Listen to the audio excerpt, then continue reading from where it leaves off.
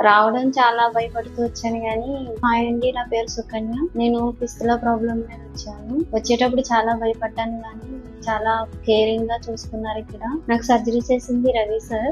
Treatment అయితే చాలా బాగా చేశారు. అండ్ ఇక్కడ స్టాఫ్ కూడా చాలా కేరింగ్‌గా ఎనీ టైమ్ చూస్తూనే ఉన్నారు.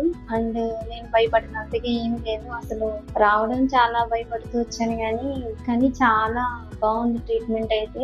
కేరింగ్ ఏంటి, ట్రీట్మెంట్ ఏంటి అండ్ సర్జరీ చేసేటప్పుడు కూడా మనకి వాళ్ళు ఫ్రెండ్లీగా మనం రిసీవ్ చేసుకోవడం చాలా హ్యాపీగా అనిపించింది. అండ్ ఒక హాస్పిటల్‌కి వచ్చినట్టుగా అయితే నాకేం అనిపించలేదు.